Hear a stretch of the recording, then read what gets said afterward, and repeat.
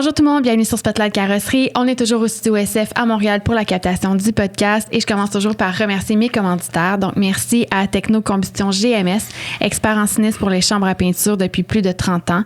Qu'elles soient américaines, canadiennes ou italiennes, ils les connaissent tous. Préparez vos entretiens à l'avance car leurs techniciens se bookent rapidement. De la grande région métropolitaine à la magnifique région de la capitale nationale, Techno Combustion GMS, votre partenaire de confiance pour des solutions fiables et efficaces.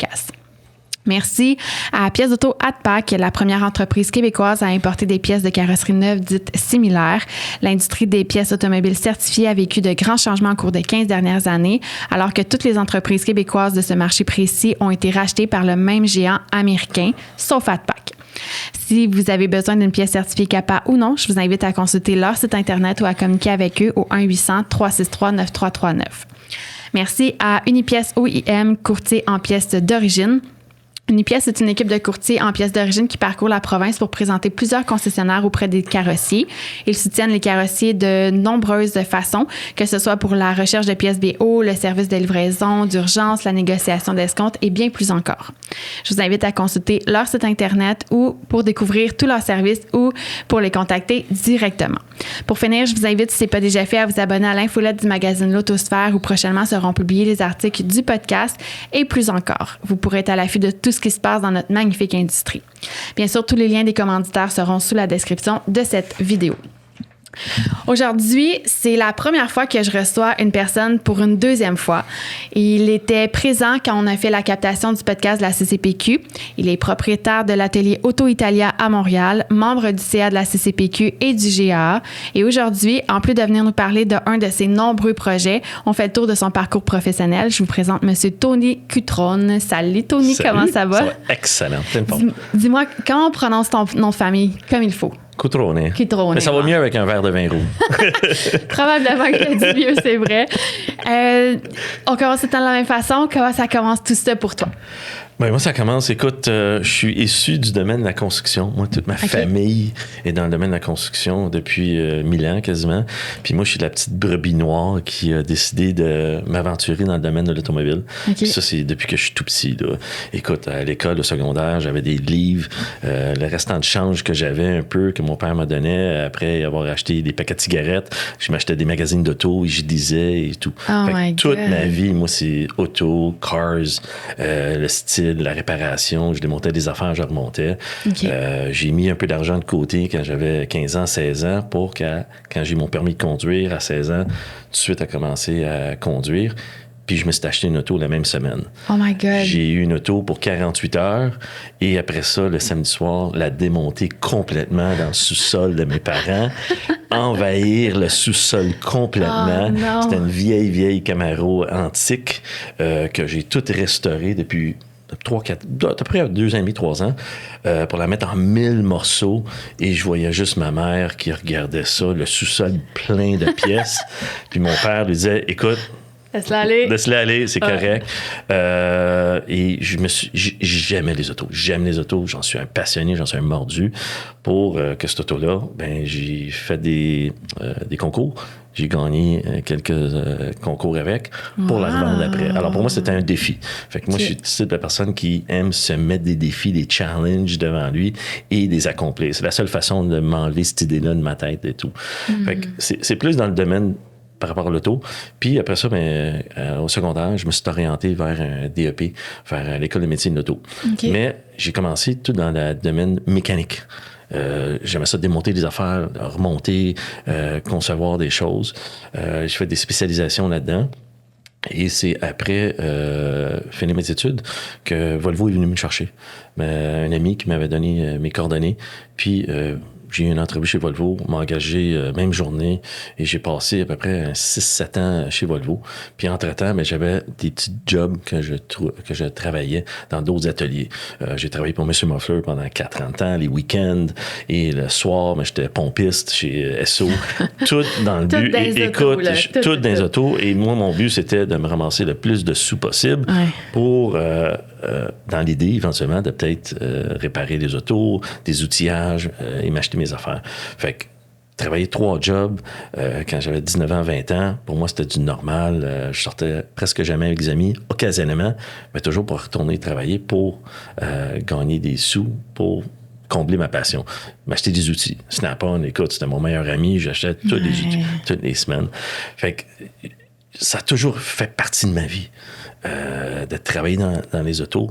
Même, j'étais un peu déçu. Mon père était un peu déçu que je prenais pas la relève de sa compagnie de construction, mais comme il dit, you're following your passion. Tu suis ta passion.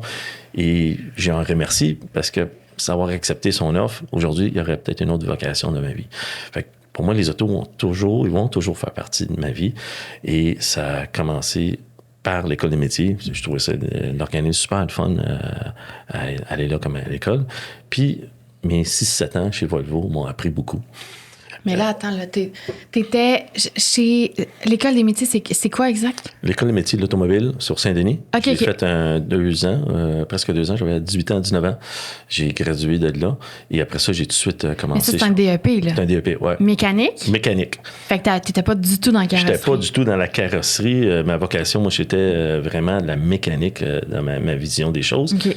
Et à force d'avoir mes amis qui me demandaient de refistoler leurs autos, de les modifier et tout, ben j'ai vu un vide qui se faisait parce que je remettais le véhicule complètement, je refaisais son moteur, la transmission, tout.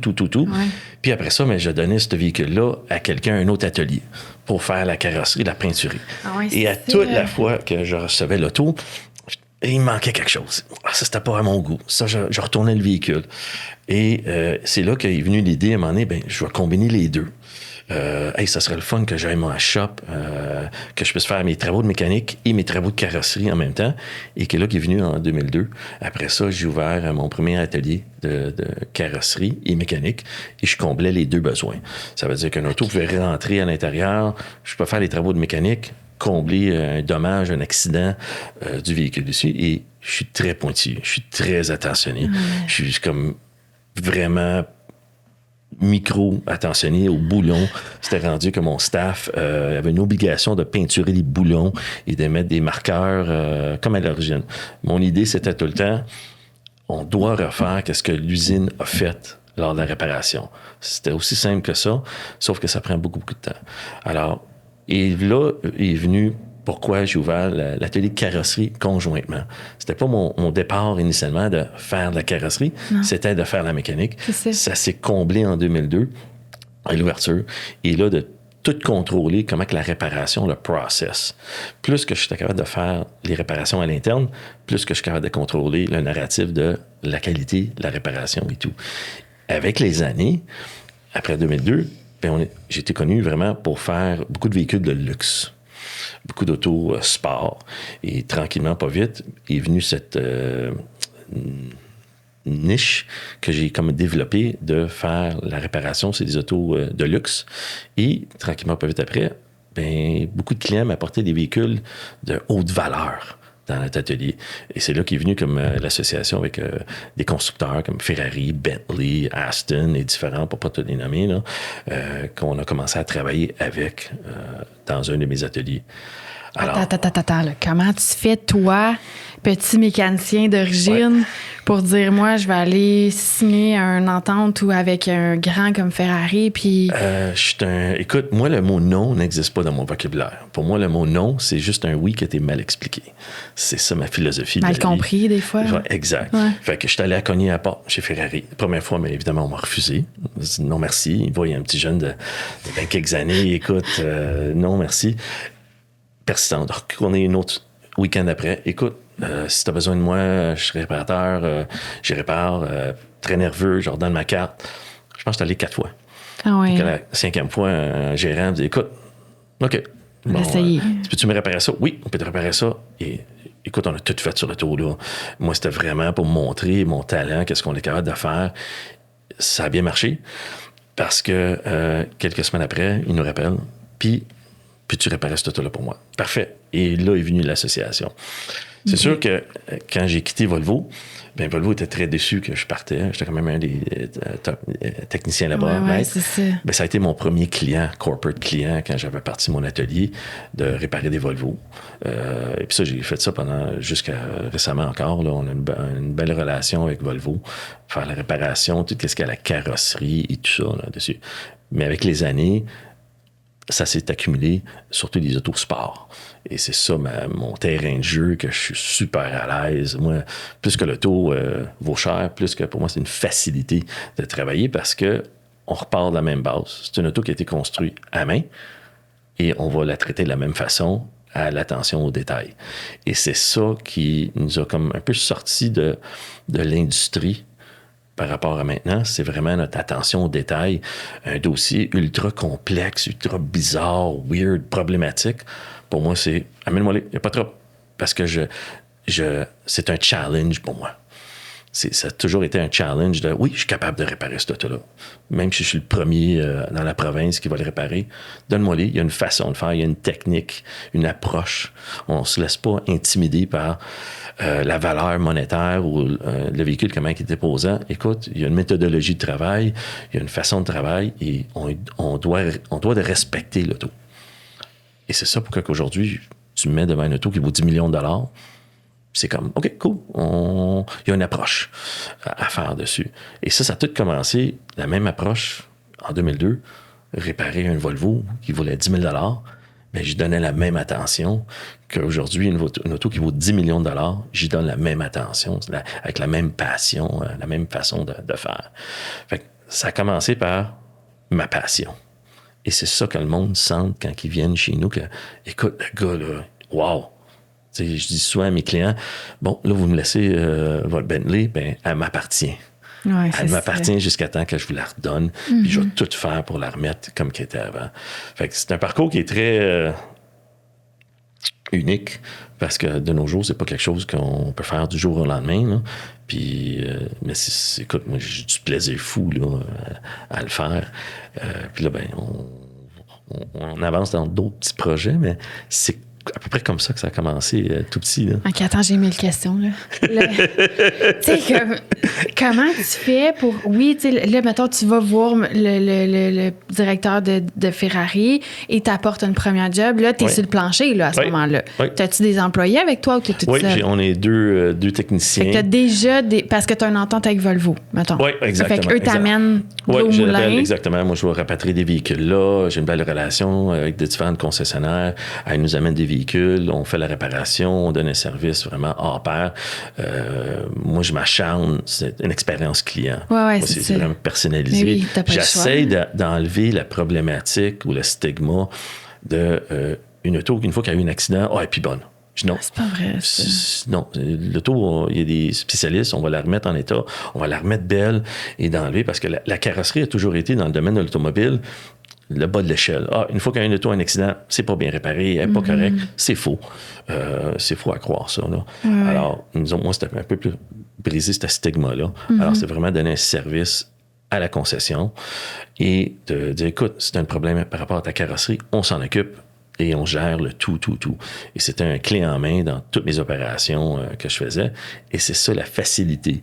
Parce que des gérants de service, des directeurs généraux, quoi que ce soit, qu'il est arrivé un pépin, Tony, on vient juste de mettre un auto dans le showroom, on vient de l'accrocher le pare-choc, on capote, on livre le véhicule demain, là, on sait pas quoi faire, qu'est-ce qu'il y en est.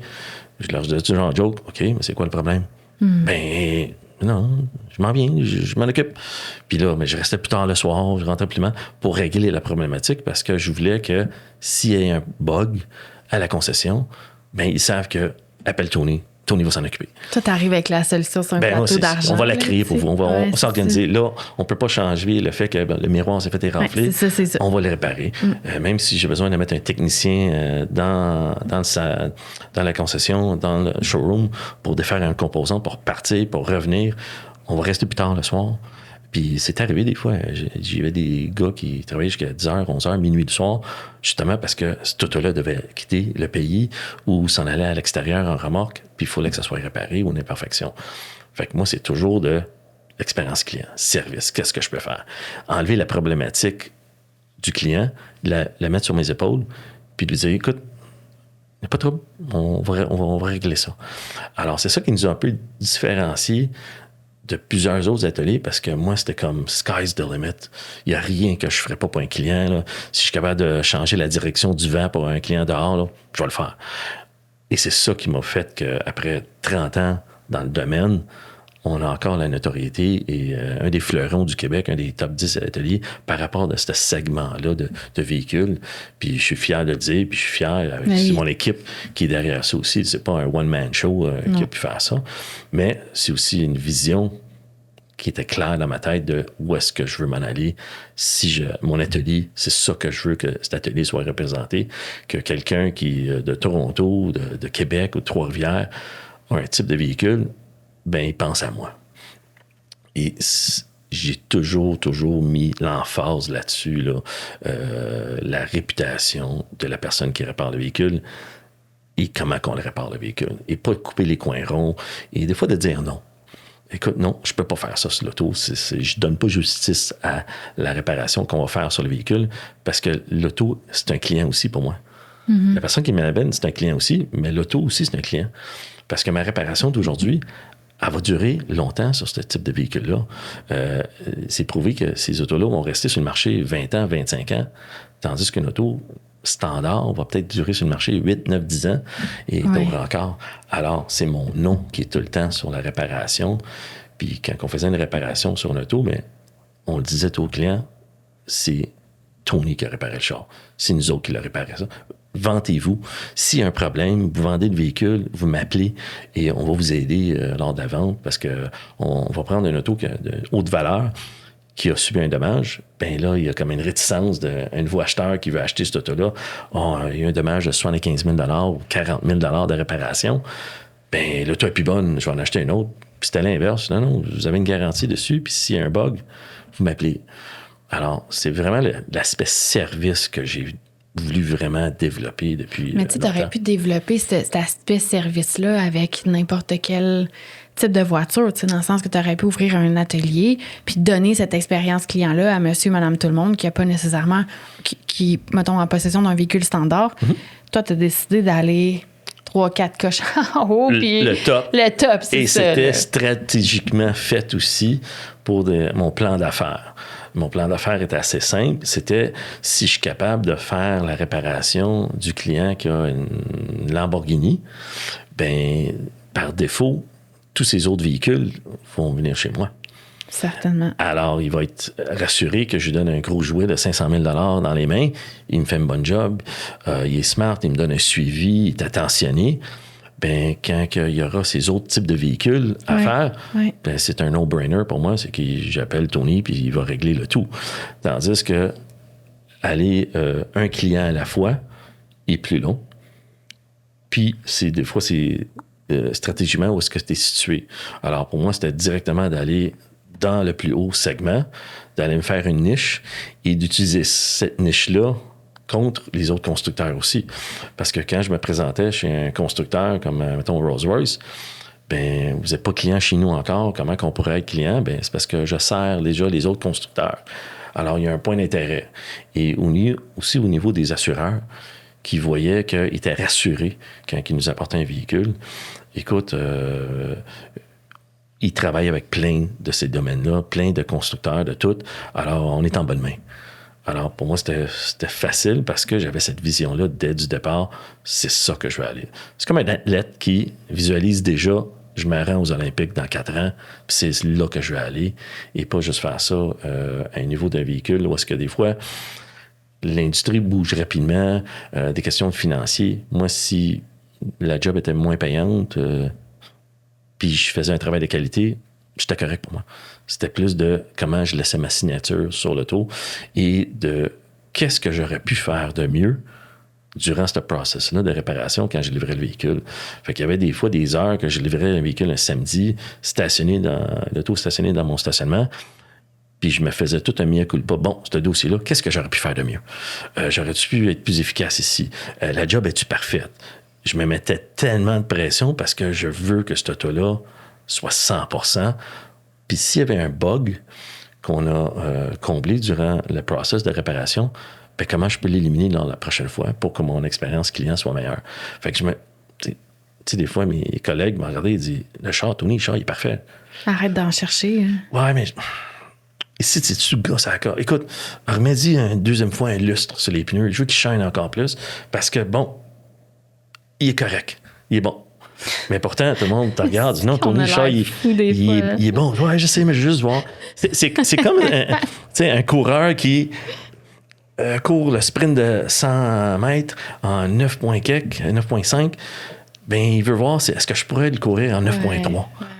Et cet aspect-là, ça fait partie de ma personnalité. Là. C'est une qualité ou un défaut. Mais moi, je vais vivre avec ça parce que j'ai jamais eu un client en 30 ans qui est venu me dire « Tony, je suis pas content, tu as fait trop une bonne job sur mon auto. » Non, c'est ça. Ça n'arrivera pas. Fait que c'est vraiment... c'est ma façon de faire. Ta signature. C'est ma signature, puis ça ne changera pas. Là. Au contraire, avec les années, je pense que ça s'empire parce que tu sais ce que tu es capable de faire, tu sais ce que tu es capable de produire, puis tu le visualises déjà. Quand un auto arrive sur une remorqueuse qui est embossée un peu, puis tu as le client qui est anxieux, il est nerveux par rapport à son auto, bien, pour moi, c'est comme I got this. Ça, pas de problème. L'auto va se faire réparer. Il n'y a aucun problème. Tu le rassures tout de suite. Là. Ben oui. C'est très facile pour moi. C'est juste après ça une question de logistique et d'organisation, de structurel, d'avoir des composantes, des pièces et de la logistique humaine qui est après. Sinon, la réparation en tant que telle, on est à l'aise dessus. Là, qu'est-ce que tu veux dire par tu marques? Tantôt, tu as dit, je marque les pièces. C'est quoi ça? Ah, des fois, on a des scénarios. Certains constructeurs, quand ils vont construire un véhicule à main, les techniciens doivent, avec des marqueurs spéciaux, mettre une coche sur un boulon. Ça veut dire qu'on va donner un exemple, Ferrari, Lamborghini ou Bentley. Lors de l'assemblage, le technicien, pour s'assurer que cette pièce-là a été boulonnée à une spécification, il va y avoir un petit crayon feutre blanc ou jaune ou vert, peu importe. C'est pour identifier que le technicien n'a pas oublié. T'apprends ça où, toi? Bien, ces feutres-là s'achètent dans l'industrie. Là, je les achète par des fournisseurs. Mais quand on dévisse ces composantes-là, on se doit maintenant de nettoyer cette marque-là et d'en refaire une autre pour laisser l'élément d'originalité. Pour que quand on soulève le véhicule, c'est comme si on n'avait rien touché sur l'auto. Alors, ça prend quelques temps. Des fois même, il faut peinturer le boulon manuellement sur un carton pour le revisser et remettre après ça un petit marqueur crayon feutre jaune ou peu importe pour laisser l'aspect original de comme nettoyer. Fait que c'est tous des détails que des fois on va prendre une photo de la pièce pour la remettre identiquement comme d'origine. Comme elle était. Et ça peut aller aussi banal qu'un autocollant, qu'à l'origine, cet autocollant, il est croche. Et il faut le remettre croche. Ou une surpulvérisation, c'est un overspray, là, comme on pourrait dire en anglais, là, d'une pièce, mais c'est peinturé pas parfait. Il faut la répliquer de gauche à droite pour donner l'illusion que c'est d'origine. Alors, des fois... Puis tu refais l'erreur? Ou... Oui. Des fois, il faut intentionnellement mettre du sealer ou du après d'une façon... Wow. Pas correct parce que c'est un humain qui l'a fait. Et on doit donner le même look. Fait qu'on peut pas le faire trop parfait. Et c'est là qu'on va prendre des photos pour documenter avant comment c'était, pour après ça le remettre. Il faut le comparer, il faut le faire ce qu'on appelle dans le jargon un mirror finish. Bon, c'est identique des deux côtés. Et c'est tous des détails qui prennent plus de temps que c'est des détails qu'on n'a pas à colmater, à faire sur un Toyota. Non. C'est ce type de véhicule-là. Fait que ça prend beaucoup, beaucoup de temps. C'est ça pourquoi que des fois, nos plaintes qu'on avait souvent chez nous, les véhicules prennent beaucoup de temps à réparer chez vous. Oui, mais c'est sûr. C'est normal.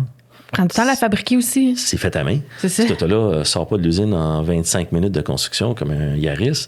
Ça prend des fois 2 ans à la construire. Alors, par défaut, c'est tous des petits détails-là que quand un client vient ramasser son auto, on lui montre. Alors, écoutez, on aurait pu refaire cette marque ici, elle est croche à 45. Oui, c'est parce que d'origine, côté droite, c'est fait de même aussi.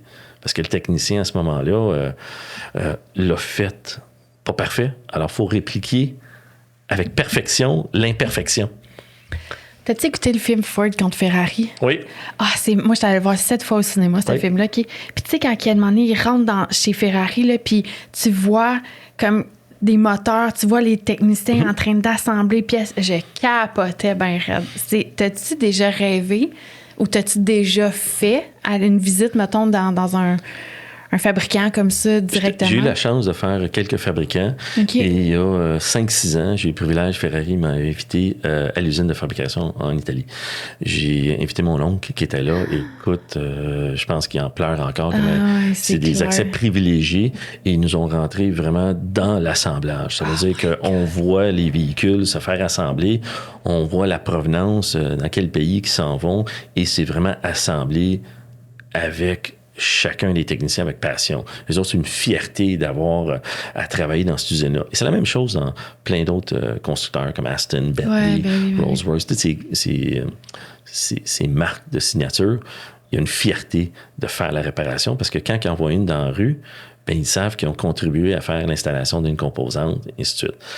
Il y a des constructeurs, des fois, c'est encore plus heavy dans le sens que qu'est-ce qu'ils sont capables d'offrir aux clients, la personnalisation des réparations vraiment uniques. À cette heure, certains constructeurs, on peut même faire peinturer des emblèmes à la main. Alors, c'est une option. Alors, imagine quand on a à faire ce travail-là en atelier, reproduire l'intensité. Des fois, ça peut être juste un logo. Ça a été peinturé à la main. Fait que j'avais des techniciens qui venaient chez nous, des airbrush, puis il fallait le faire 2-3 fois pour être capable de le répliquer comme d'origine sur l'auto, sur des templates. Alors, ça demande la logistique, ça demande créer des solutions, là. Des miracles, tu sais, comme dans le sens qu'il faut que tu... Le fait que toi, tu penses qu'il n'y a pas de limite, ça fait en sorte que tu as toujours une solution, puis que tu réussis à mettre en place des situations comme celle-là, où tu fais venir des gars d'Airbrush ou tes techniciens se déplacent dans le showroom du concessionnaire, puis ils travaillent là jusqu'à des heures pas possibles pour que tout soit capable d'arriver à la fin que le client est satisfait. Bien, c'est de refaire et de dire, comme je te dis, ça revient toujours à ce que je disais avant. J'ai beaucoup de difficultés à dire non. Ouais. Pour moi, c'est comme, non, on est capable de le faire, même si à la fin... trouver comment. Je vais trouver comment, je vais me renseigner, je vais appeler en Europe, je vais contacter différentes places, à tel point que si je n'étais pas capable de faire une réparation ou je me limitais en outillage, bon, comment je peux apprendre comment le faire? Bien, aller en Italie, aller en France, aller en Allemagne. J'ai suivi de la formation de différents items. OK, c'est comme ça que ça se fait. Parfait. Je vais être capable de le faire mieux, efficacement, parce que je veux contrôler la qualité. Toujours te dépasser aussi. Ben oui. Tu sais, comme tout le temps te remettre en question, OK, celle-là, tu sais, qu'est-ce que tu t'expliquais tantôt, tu sais, ton process, comment j'aurais pu faire, OK, maintenant que j'ai trouvé la feuille, comment je peux faire pour plus que ça recommence, tu sais. Puis on est toujours dans des situations de première vue. Ça veut dire qu'il n'y a jamais personne qui l'a démonté encore, ce véhicule-là, pour la première fois. C'est le premier qui vient de rentrer au Canada. Ainsi de suite. Bien, on a poursuivi encore la formation là-dessus. On a poursuivi les composantes. Fait qu'on se trouve toujours dans une situation de, bon, on fait quoi avec ça? Système 2.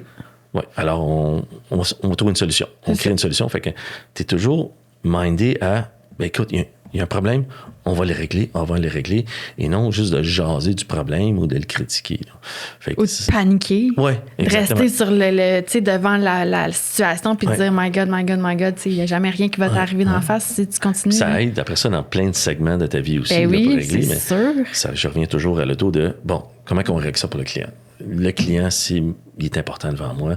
La réparation de l'auto est importante. Là, il faut trouver une solution pour ça. Faut-tu un outillage? Faut-tu demander de l'aide?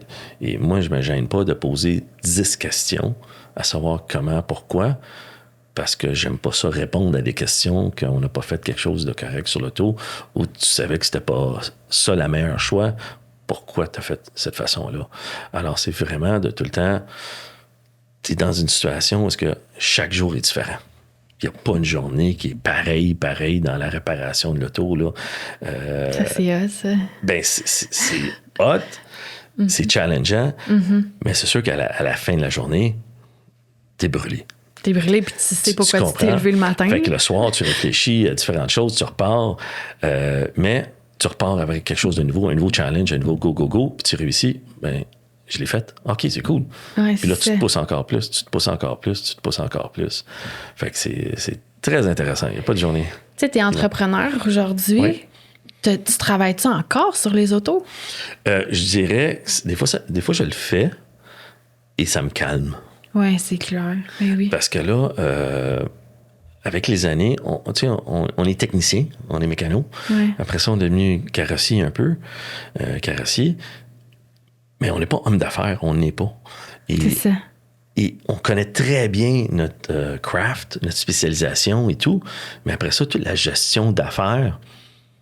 Tu n'as pas étudié en entrepreneuriat? Je n'ai pas étudié en... Je peux prendre aux études collégiales ou différentes affaires. Fait qu'on se débrouille. C'est là qu'il faut être bien encadré avec des firmes, soit des firmes d'avocats, des firmes notaires, firmes comptables, bookkeeping ou quoi que ce soit. Mais ma vision de comment que mon entreprise veut être à l'image du client, mes valeurs, c'est ça qui m'a aidé dans mon entrepreneuriat. C'est pas moi qui va faire la paperasse administrative. Moi, ça va être plus, comment que mon client, je suis capable de développer mon brand, puis ainsi de suite. Il y a eu un certain temps qu'on voulait ouvrir plusieurs ateliers à travers le Québec. Après ça, j'étais pas trop à l'aise, j'étais à l'aise, j'étais pas incertain parce que je disais, je veux pas perdre le contact humain que j'ai avec les clients, que j'aime beaucoup. Fait que j'ai mis ce dossier-là sur hold. Peut-être un jour, on verra. Mais c'est quelque chose que on est carrossier, puis l'aspect d'affaires est à développer, à travailler. De networker, se voir avec plein de... C'est ça que je dis tout le temps. On me dit souvent, Tony, ton compétiteur, il pense quoi de ça? J'en ai pas de compétiteur. Puis je disais pas ça d'une façon arrogante, l'inverse. Moi, c'est des confrères. Là. C'est des confrères de travail. Il fait un autre segment de marché, et ainsi de suite. C'est pas parce qu'un restaurateur est jaloux de l'autre restaurateur. L'inverse, ils vont aller souper, et ainsi de suite. Mais je dis, moi, si je peux aider quelqu'un dans l'industrie ou dans un autre atelier ou lui référer une auto que je ne fais pas, chez nous, des fois, c'était rendu que 50-60% des autos qui nous étaient référées, on les refusait parce qu'on n'avait pas le temps. Excusez, j'ai une liste d'attente de 2 mois. Je peux pas faire le véhicule maintenant. Là. Alors, c'est là de développer en affaires un lien, faire du réseautage, ainsi de suite. Puis de participer à des événements avec les années qui est le fun. Là. Puis de poser des questions. Pas d'être gêné de poser des questions puis de bâtir des liens avec d'autres ateliers. Là. Tu sais, à un moment donné, tu peux pas tout faire, là. Non. Je veux dire, il y en a d'autres aussi qui ont qui s'inspirent peut-être de ton rêve à toi, de ton parcours, de ton entreprise pour dire, hey, si lui, il l'a fait, là. Moi aussi, je suis capable. Puis, tu sais, il développe son marché, puis il développe ses trucs, puis tant mieux si c'est réussi, là. Ah, c'est ça. J'ai jamais eu une microseconde de jalousie parce que le soleil était là avant moi, puis le soleil va être là après moi. Par contre, qu'est-ce que j'aime faire maintenant? Bien, c'est de transmettre toutes mes embûches que j'ai eues à d'autres personnes, de le partager. Hey, ça, c'est cool de le voir. Puis c'est sûr que quand je vois un véhicule qui se fait réparer chez un confrère, puis la réparation est belle, puis elle est intentionnée, ben je dis, c'est cool. Tu sais, c'est all right, this is good. Elle est belle, l'auto, elle a bien été réparée. Là. Alors, je vois plus une fierté dans mon industrie que de dire, ben c'est moi qui suis seulement capable. Personne d'autre peut faire ça. C'est faux, là. C'est pas nécessairement. Ça sert à rien de dire ça. Je veux dire, c'est bien plus le fun de voir que notre industrie est capable, avec les connaissances acquises, qu'on est capable de réparer ce genre de véhicule-là ici au Québec. Oui, là. parce qu'on perdait énormément. Moi, qu'est-ce que je voyais souvent, c'était ces autos-là s'en allaient à l'extérieur. C'est sûr. C'est à Toronto. Puis moi, ça me frustrait. On a du talent au Québec. Là. Mais oui. Je vais vous le prouver. Là. On est capable de le faire. 100%, mais c'est à peu près ça. Oui. Parce que c'est des autos qui s'en vont à l'extérieur. Ça veut dire qu'il n'y a pas un lien avec le Québec ici. Point de vue autant taxation, emploi, il n'y a pas de retour. Alors, on est capable de le faire, là. Il y a vraiment du talent au Québec. Malheureusement, on ne le développe pas. Ou on ne lance pas des étincelles pour développer avec les jeunes et tout. Là. Mais c'est un peu la même vision dans toutes les entreprises. Tu sais, le Québécois qui regarde le gazon de l'autre bord puis qui dit lui, il est vert, puis tu sais, qui jalouse un peu au lieu de s'encourager. Tu sais, toi, tu défais un peu cette partie-là. Puis chapeau, parce qu'il en faut. Là. Ben, il en faut. Moi, plus que je voyais des autos de haute valeur arriver chez nous, plus que je disais, waouh, c'est cool. Ouais. Cette personne-là a contribué à l'économie du Québec. C'est vrai. Et c'est ça que une partie, après, quand tu es en affaires, tu commences à réaliser que c'est parce qu'il y a des taxes qui ont payé. Alors, cette grosse Lamborghini qui a payé 1 million, ben, il y a des TPS des véhicules qui ont été payés, puis cet argent-là reste au Québec. dans certains domaines. Ça va aider mes enfants à l'école, ça va aider ma grand-mère aux hôpitaux. Alors, je veux en réparer le plus possible. Là. Alors, c'est fou comment que... C'est hot comment tu penses. Il y a personne qui pense de même. Ben, faut le penser de cette façon-là. Ouais. Alors, moi, quand je voyais quelqu'un qui arrivait avec son auto, ben, je suis content, là. Puis, oh my God, ajoute-en une deuxième, ajoute-en une troisième, c'est cool, parce que... Continue de les accrocher, surtout. Surtout, ouais, tu sais.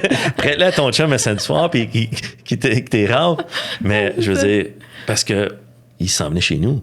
Et c'est là que le retour sur investissement, tous ces efforts-là qu'on faisait aux clients lors de la livraison, l'expérience de comment venir chercher une auto chez moi. On peut passer des fois 45 minutes, une demi-heure avec le client pour lui expliquer la réparation, lui montrer tout ce qu'on a fait et tout, pour que quand il part, il est comme « wow ». Et mon auto est encore plus belle que l'accrochage. Ben oui, c'est ce qu'il faut. Je vais essayer d'enlever le mythe de ton dommage, ton accident qui est négatif, puis te le rendre positif. Tu sais, la moitié de mes connaissances, amis proches aujourd'hui, c'est mes clients. C'est devenu mes amis.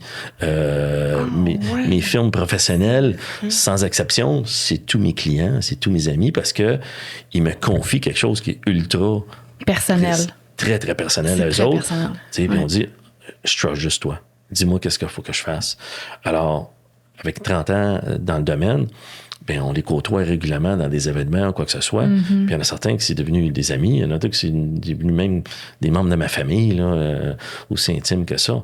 Alors, c'est avec un peu de recul, je regarde tout ce qu'on a accompli. C'est pas juste de repeinturer un pare-choc. Il y a l'aspect humain, de rassurer le client en affaires, être un psy aussi en même temps, puis de être le lien entre le client, des fois, et l'assureur des deux côtés, puis chacun veut tirer sa corde de leur bord. Mais moi, j'ai une job à faire, c'est de remettre cette auto-là en ordre. C'est drôle parce que, tu sais, ta réalité que tu vis avec tes tes véhicules exotiques, les carrossiers vivent exactement la même affaire. La même affaire. La seule chose qui va différencier, c'est que nous autres, on va vivre ça aujourd'hui, dans certains aspects, puis le carrossier régional ici va le vivre dans 5 ans par rapport à des procédures, des réparations et des certifications. Okay. Mais l'expérience client, client qui a un Hyundai mérite la même attention, la même qualité de réparation, de réparer les véhicules selon les normes du constructeur, de faire une qualité de travail de la même façon qu'un véhicule UP. Parce que le 5 000 $ que ce client-là va me donner avec un Toyota ou le 5 000 $ qu'il va me donner avec sa Bentley, quand je le dépose à la banque, c'est 5 000. Il n'y a pas de couleur. Non. Mais qu'est-ce que les deux clients méritent?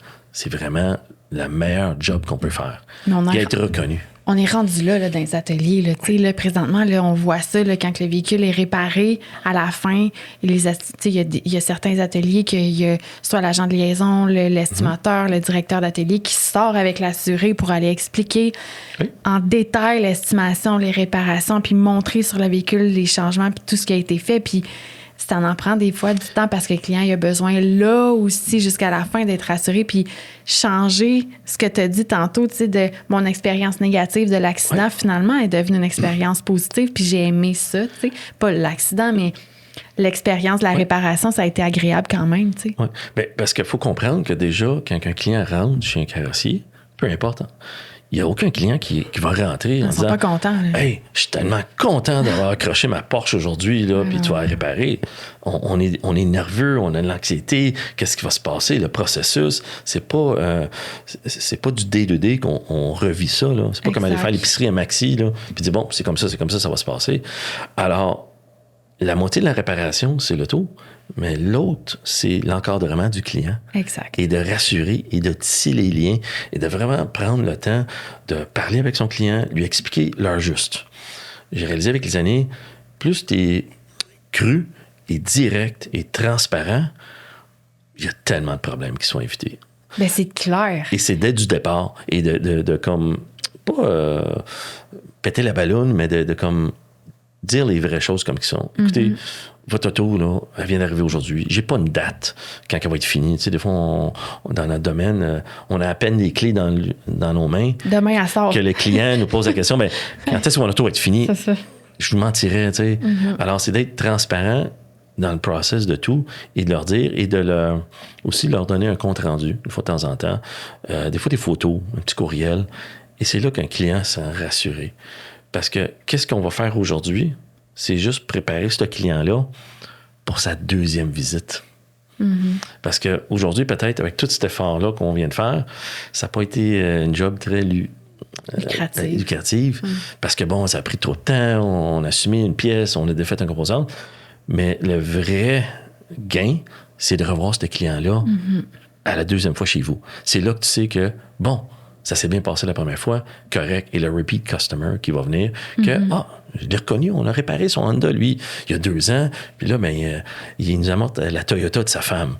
Et de le revoir après ça une 3e, 4e fois, ça a une grosse valeur comme client, là, parce que t'as vraiment comblé son besoin. Puis, tu sais, des fois, même avec le même client, avec la même voiture, tu vas revoir le même client. Mais c'est pas parce que tu lui as donné une bonne expérience client la première fois que tu peux te permettre de négliger la deuxième fois. Absolument pas. Parce que l'accident est complètement différent de la première. La situation est complètement différente de la première. Il peut y avoir des similitudes, mais ça reste que tu dois prendre quand même le temps de donner une expérience client très exigeante, très satisfaisante pour ton client. Puis, des fois, c'est facile à dire, mais pas facile à faire parce que on a plusieurs clients, des fois, dans une transaction. On a le client lui-même. Le téléphone qui sonne en même temps, l'employé qui vient te voir, t'es rushé aussi. Là. Oui, tout ça, mais aussi le fait que ce client-là a aussi une concession qui est derrière lui, a le constructeur derrière que tu aides, tu as l'assureur aussi que tu travailles, c'est ton client, tu as une bannière qui est collée à toi aussi, tu as 5 clients que tu dois combler. Fait que comme réparateur, tes journées, des fois, c'est pas évident. Non? Tu veux combler le tout. Et plus que tu es straight avec le monde, leur disent des choses comme qu'ils sont, je dirais, il y a beaucoup de problèmes qui sont éliminés avec le temps. Oui. Tu sais, comme dans n'importe quoi, aussitôt que le client, même que toi, tu es un client, aussitôt que tu sens une zone grise, tu deviens anxieux. Là. Oui.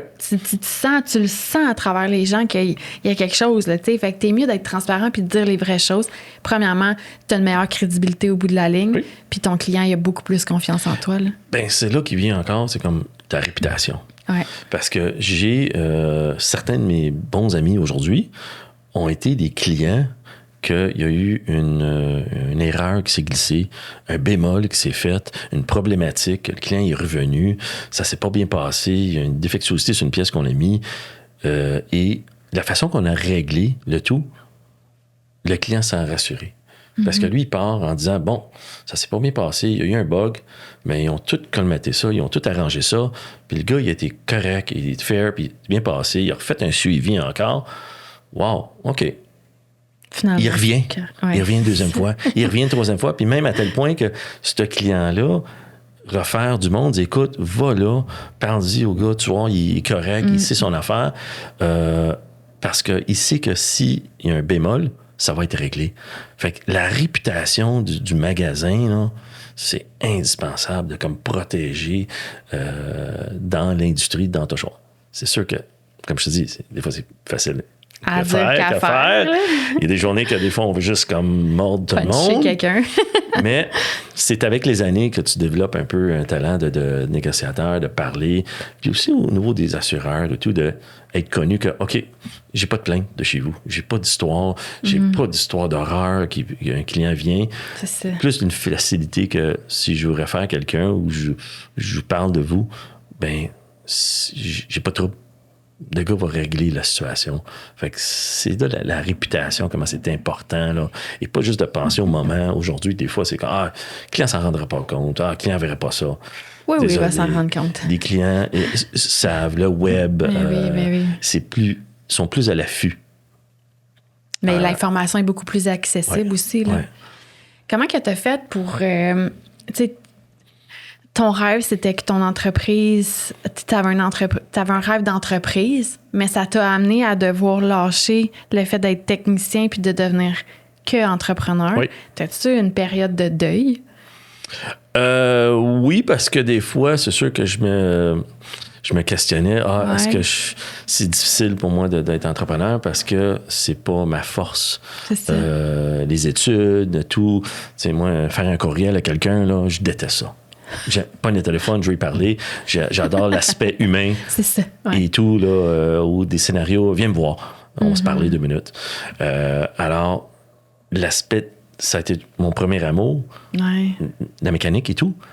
Mais là, j'ai comme changé vers la carrosserie, développer le tout. Mais les deux se chevauchent.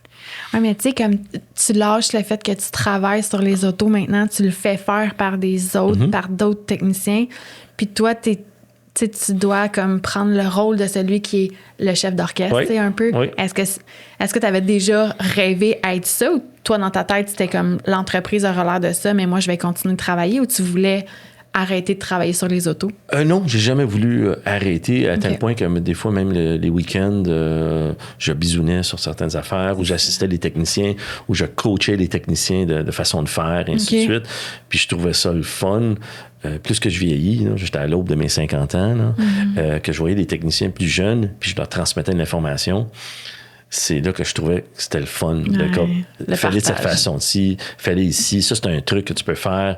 Puis vraiment de donner un peu un mini-moi à un technicien d'écoute. La journée qu'un propriétaire de dealer va te dire tu prends trop de temps sur l'auto, c'est pas bon, puis c'est pas bon, mais t'as zéro comeback. Puis t'as des clients qui sont ultra contents de ta job. Pour moi, c'est pas un problème. Non. J'aime mieux être reconnu pour la personne. Il prend 10-15 minutes, mais je peux juste y donner à lui cette job-là parce que j'ai pas de comeback, j'ai pas de problème, et ainsi de suite. C'est pas une patate, là. Je veux dire, tu livres pas des hot dogs, là. Je veux dire, Alors, tu livres des autos. Tu sais, c'est comme... J'aime mieux partir d'un restaurant sachant que, hey, steak a coûté cher, mais maudit qu'il était bon. C'est Ouais, dans cette idée-là. ouais. Alors, j'ai dit au monde, rush à rien. Quand tu penses t'avoir fini la job, ça veut dire que tu es à moitié faite. Il te reste tous les contrôles de revérifier, parce qu'une action banale peut faire que ça va moffer toute ta job, ainsi de suite. Comment tu fais pour trouver des techniciens pas qui sont qualifiés, parce que je pense que maintenant, avec les techniciens qu'on a dans l'industrie, il y a beaucoup de gens qui sont qualifiés, mais tu sais, comment tu sais qui est bon, qui est pas bon, il faut qu'il soit minutieux à ton niveau, ou faut qu'il soit... Tu comprends? Étant perfectionniste comme ça, la sélection de tes candidats techniciens, c'est un big process. C'est un big process. C'est sûr qu'on n'avait pas de turnaround de staff régulièrement qui venait, qui partait, ainsi de suite. Okay. J'ai beaucoup de techniciens qui sont partis avec les années.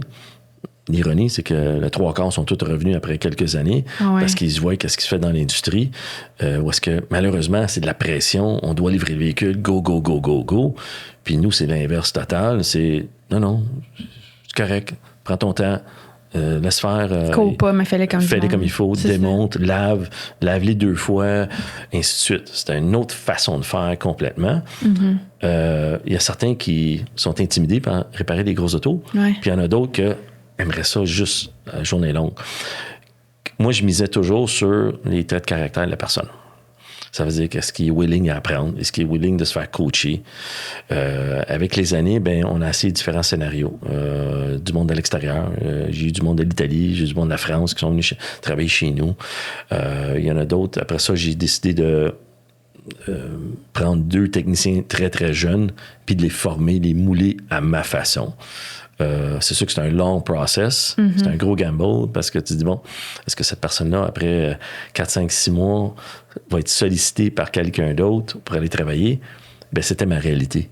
Ma réalité était que si un technicien mettait mon nom sur un CV puis il se présentait pour une entrevue ailleurs dans un autre atelier, il se faisait engager on the spot, instantanément la même journée parce que le propriétaire, t'as travaillé pour lui? Ah oui? C'est sûr que t'es bon. C'est sûr que tu fais une bonne job. Ah oui, OK, je te veux. Et c'était un peu au début, mais je trouvais ça un peu irritant. Je perds du talent ailleurs. Ouais. Mais après ça, je l'ai vu plus d'un côté flatteur. Bon, OK. Laisser la personne aller, c'est correct aussi. Là. Mais c'est dur de développer des techniciens à ce niveau-là. Ouais. Mais il faut les encadrer. Il faut les montrer puis apprendre par erreur. J'ai eu des stagiaires qui sont présentés chez nous que j'envoyais. Puis le stagiaire, je le mettais au travail, non? Pas question que tu passes le balai puis tu nettoies ou tu laves des autos. Gars, tu vas embarquer avec ce technicien-là. Tu vas enlever ce pare-choc-là sur cette Rolls-Royce. Puis tu vas commencer à le préparer. Puis je leur disais, toi, le pire qui peut arriver, c'est que je dois le repeindre ou je dois le réparer. C'est correct, go. C'est là. Et cet apprenti-là, stagiaire, retourné à l'école, écoute, il en jasait pendant 3 semaines, là, parce qu'il n'était pas exposé à ça. On ne lui donnait pas une chance. Mais ce stagiaire-là veut venir travailler après ou être touché ce type de véhicule-là. Fait que tu as lancé ton entreprise d'atelier de réparation, mais tu n'as jamais eu de bannière. Tu as toujours voulu rester indépendant. Oui. Pour quelle raison? Étant donné qu'on avait tellement de référencements, on avait tellement d'ouvrages, on s'est fait approcher par plusieurs, même certains assureurs et tout. Okay. J'ai tenté l'expérience avec un pendant quelques mois et malheureusement, ça comblait pas ma façon de faire. Mais j'étais indépendant. J'ai toujours été... J'aime contrôler le narratif de tout. Et pas à me plier sur des obligations universelles qu'on doit faire. Fait que je voulais... C'est ma façon.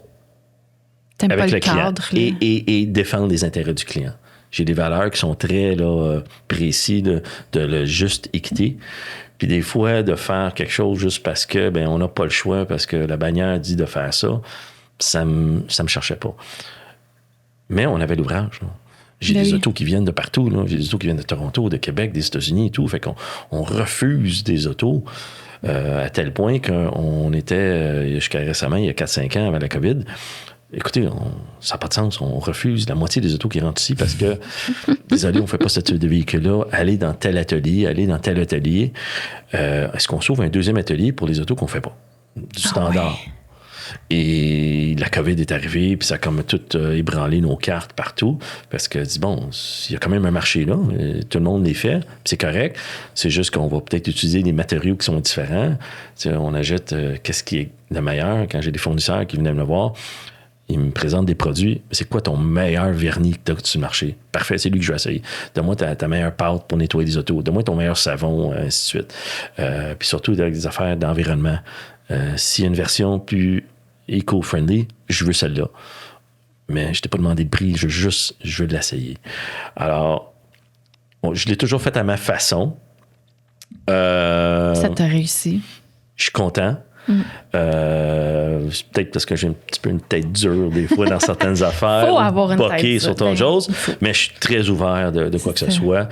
Puis jusqu'à récemment, ça serait le fun de nous avoir parce qu'il nous verrait comme un peu un fleuron. Mais j'ai dit, écoute, pour l'instant, je suis correct avec moi, mais merci de l'appel. Puis si j'ai quoi, je lâche un coup de fil. Fait qu'on connaît toute l'industrie nous connaît aussi. Puis on essaye de comme travailler mutuellement avec en collaboration. Ouais, exactement. Parlant de collaboration, tu es membre du CA de la CCPQ. Oui. On en a parlé quand tu es venu faire le podcast de la CCPQ. Mais tu es aussi sur... C'est un CA du GA? C'est le comité d'estimation du groupement des assureurs là, depuis quand même 3-4 ans. Puis on t'approche comment? Tu fais quoi? Comment ça marche? Écoute, moi, j'ai un plaisir fou quand on m'avait demandé de faire participer de ça. Oui, j'avais accepté instantanément. C'était une façon de moi de voir qu'est-ce qui se faisait de l'autre côté, plus administratif, politique, des choix et le pourquoi. Tu sais, c'est facile de critiquer l'industrie, mais si tu critiques puis tu fais rien pour apporter une solution, t'es un gérant d'estrade puis c'est tout, là. Puis moi, je suis plus dans le sens de, OK, une problématique, comment on pourrait la résoudre? Quand juste la recherche des solutions. Ben oui, c'est tout le temps comme...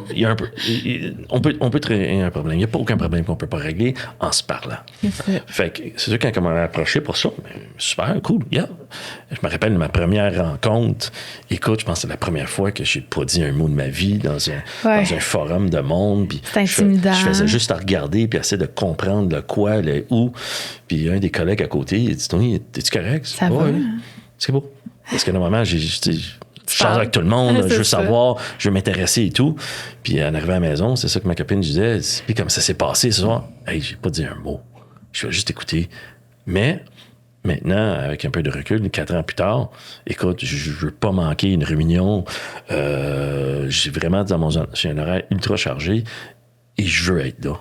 Ouais, Surtout en présentiel, je trouve ça le fun, je trouve ça plaisant d'interagir avec différentes personnes de différents côtés, de manière d'assurance. Ben, c'est tout, c'est en se parlant. Ouais. Puis c'est là que j'ai pu comprendre, c'est un super de bon organisme, puis je les salue, là, toute la gang du groupement, là, ultra professionnels, vraiment sont sa coche sur qu'est-ce qu'ils font. On pense des fois, quand tu vois pas la réalité à l'intérieur, c'est des décisions qui sont juste prises au pif, puis le monde est challenge, puis voyons, c'est pas correct, ça, c'est pas correct, c'est pas... Mais c'est réfléchi.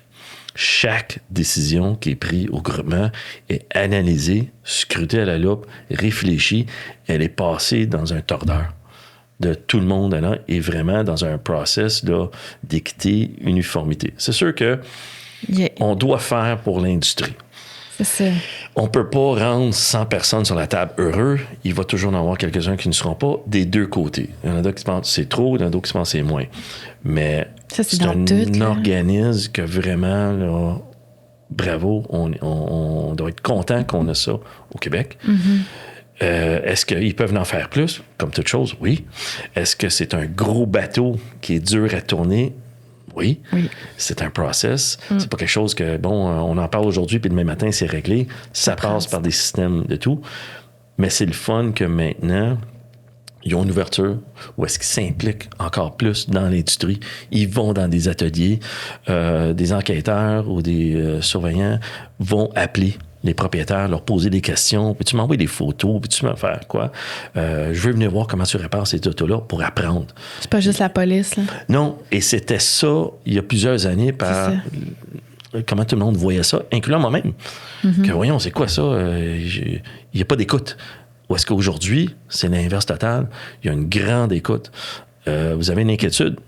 Envoyer un courriel ou envoyer un organisme, comme la CCPQ qui est là, qui aide à être, des fois, on va se parler entre les deux. Le vecteur de communication entre tout le monde.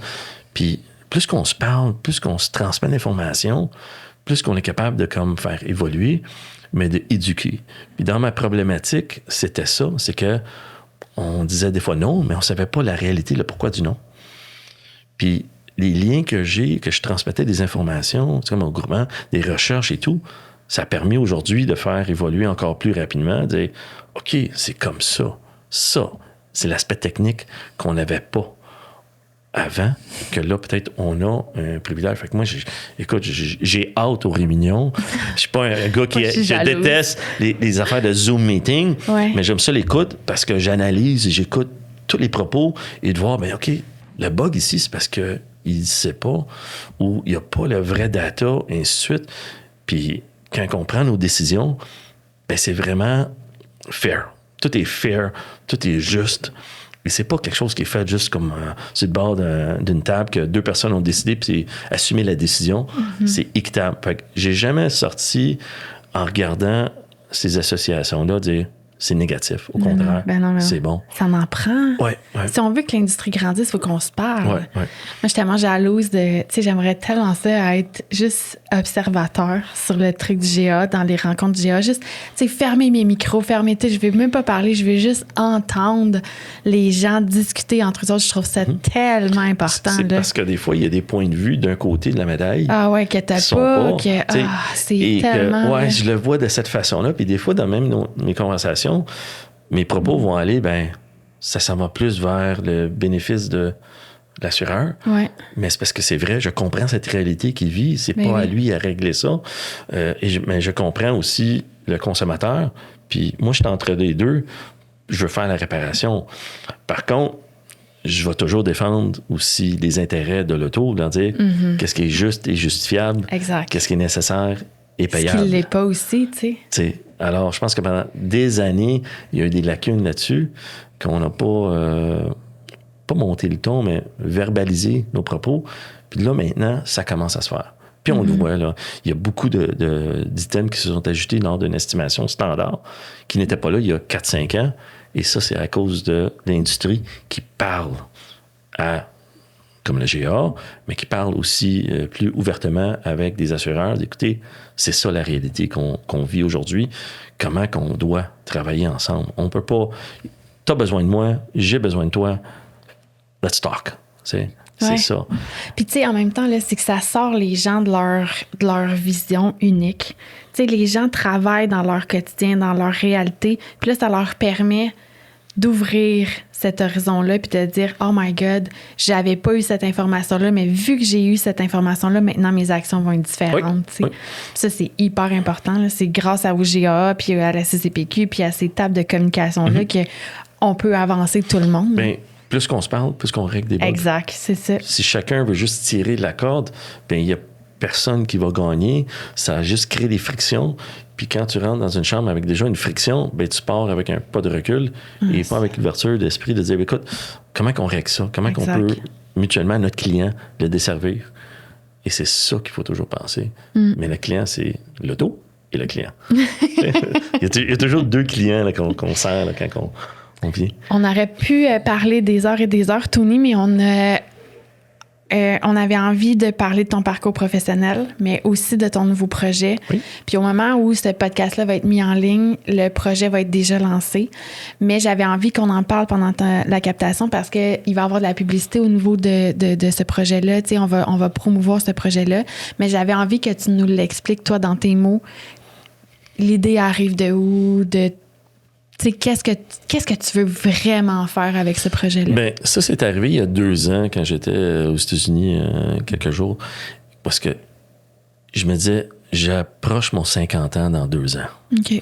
Qu'est-ce que j'ai accompli aujourd'hui? Qu'est-ce que je veux faire après mon 50 ans? Là, je fête mes 50 ans cet été. Faire une petite fête, ça va être cool. Mm-hmm. Mais je dis, l'industrie m'a tellement apporté beaucoup. Je suis comblé. J'ai comme réussi mon bucket list, pas mal tout. Il manque encore quelques petits items que je veux faire. Mais comment je peux redonner à l'industrie? Puis c'est ça un peu mon implication au groupement des assureurs, au CCPQ aussi. C'est comment je peux redonner mon grain de sel, mes connaissances, mon avancement. Comment que je vois l'industrie évoluer. Parce que j'ai toujours été quelqu'un qui voit avant et pas arrière. Tu sais, j'ai un collègue qui m'avait dit, t'es toujours un gars qui est devant la parade. Puis je trouvais, ouais. Puis des fois, ben, tu es tout seul devant la parade, puis tu vois le monde arriver, mais t'arrêtes pour aider le monde derrière toi, comme humain. Et c'était ça que je voulais faire. Fait que c'était vraiment, pour moi, à 50 ans, comment je peux tout ordonner à l'industrie, qu'est-ce qu'elle m'a donné? Bon, comment je pourrais faire ça? Mes connaissances, stimuler des jeunes dans des écoles, donner peut-être, qu'est-ce que je veux faire maintenant, commencer? C'est une bourse. Et la donner et faire un commitment à l'industrie pour les prochains 10 ans, je veux faire ça. De stimuler quelqu'un à travers le Québec. Cette année, j'ai choisi quelqu'un qui est dans la carrosserie, que ça fait 5 ans, moins un jour, qui est dans le domaine, ben quelqu'un d'exceptionnel. Puis comment je peux... Bon, j'aimerais ça lui offrir, puis on va faire un process de vote et tout, quand même très attentionné. Je cherche quelqu'un à travers le Québec qui est exceptionnel, une étoile, que son collègue de travail dit « Hey, Éric, le petit jeune, il y en a dedans, puis il est hot, puis lui, là, il va aller. » Ben, c'est lui que je veux, parce que je veux y mettre une étincelle encore dans ses yeux pour le faire monter, puis que d'autres jeunes voient que ça peut être le fun, cette industrie-là. Tu peux bien gagner ta vie, c'est challengeant, c'est le fun. Fait que mon 2000 $ que je veux donner à n'importe qui au Québec, c'est d'envoyer une petite vidéo. Tu sais, tu vas l'expliquer un peu plus mieux. Les règles que je veux, c'est pour peut-être la formation, peut-être des outils, peut-être faire un voyage éducatif par rapport à l'auto. Je sais pas, n'importe quoi qui va vraiment le faire « wow » pour que on va, après ça, l'année prochaine, offrir ça à quelqu'un d'autre dans l'industrie. Alors, c'était ma façon de comme laisser ma marque, parce que c'est ça que je veux faire, c'est laisser ma marque dans l'industrie, dire, écoute, j'ai travaillé tellement fort, ça fait 30 ans que je suis dans le domaine, je veux laisser mon étampe positive et de laisser l'industrie mieux qu'elle était quand j'ai commencé. et comment je peux la faire. Je pense que c'est cette année, on commence avec ça, mais il y a 2-3 autres projets qu'on va mettre en branle et avec la CCPQ, ça va être super cool, de qu'est-ce que je verrais l'industrie faire. Là. Fait que ça va être nice. Je trouve ça tellement le fun parce que, tu sais, on a tendance dans la vie, dans n'importe quelle industrie, à remercier puis à reconnaître le travail après. Oui. Tu sais, de dire, oh my God, cette personne-là, elle a tellement fait pour notre industrie ou elle a tellement fait des choses impressionnantes qu'on va la remercier. Oui. Mais là, c'est comme si tu reconnais, écoute, toi, là, ton talent, il est pur, il est là, t'as un potentiel. Je vois quelque chose en toi. Puis let's go, tu sais. Oui. Fait que ça, c'est encore plus le fun. C'est comme, c'est un artiste, aller voir quelqu'un qui commence à chanter, dit, toi, tu vas aller loin, je vais te coacher un peu. Je vais te supporter. Ben, tu viens de donner un boost d'énergie encore à cette personne-là. Fait qu'imagine qu'est-ce que cette personne-là pourrait accomplir dans 5, 10, 15 ans. Alors, pour cette année, ça va être ça, mon projet. Là. Ça va être vraiment cool. Puis, c'est un côté un peu humanitaire, mais toujours relié à l'auto. Oui. Parce que pour moi, pas ça avoir... va de soi. Je pourrais vivre 2-3 jours sans manger, peut-être pas respirer pendant un bon bout de temps, mais tu me dis, tu m'enlèves mes autos de moi. Impossible. Impossible. Je t'offrais pas une minute, non? Ouais, sachant ça. Fait que c'était une façon de comme, je veux redonner à l'industrie. Puis si ça peut encourager d'autres à le faire, hey, encore ça, c'est un win-win-win. Là. J'aimerais ça qu'il y en ait plusieurs comme ça, que des entreprises puissent faire. Dire, écoute, c'est le fun de recevoir, mais c'est très plaisant de le donner, puis de voir l'effet positif dans des jeunes ou un nouveau arrivant, ou peu importe.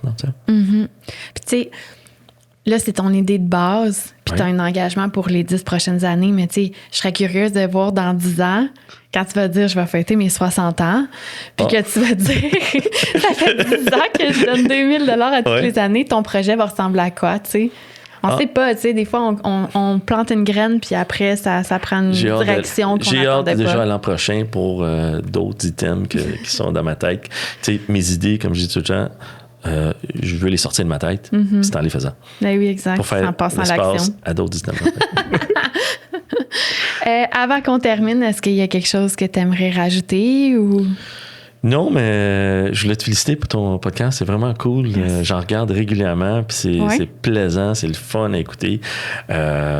C'est 30 minutes, 40 minutes qui passent, bang, super vite. Fait que c'est cool, puis félicitations. Merci. Tu sais, ce qui est le fun des podcasts, c'est que les gens peuvent le mettre sur pause. Tu sais, dans le sens que tu as 20 minutes, mettons, pour te rendre à telle place. Ben, tu sais, au lieu d'écouter la radio ou n'importe quoi, ou tu sais, d'être dans ta tête, puis d'être... Tu sais, t'écoutes ça, puis ça part tout seul. Puis après ça, quand t'arrives, ben, tu le mets sur pause. Puis quand t'as d'autres temps, tu le continues. Tu sais. Puis c'est un média qui rejoint tout le monde avec le lifestyle des gens présentement. Fait que je suis bien contente du projet. J'aime vraiment ça. Je ferais ça tout le temps. Là. C'est un peu drainant, je vais être honnête. Là, tu sais, comme quand que je finis, là, je suis fatiguée. Ouais. Mais après, je recommencerai tout de suite après. Fait que c'est ça. Merci de ta participation. Ça fait plaisir. Merci de l'invitation. Merci encore une fois. Si jamais on dit jamais 203, fait que tu auras peut-être une troisième occasion de revenir. Avec plaisir. C'est toujours bon. dispo. Ben, merci, Tony. Merci à toi. Ciao.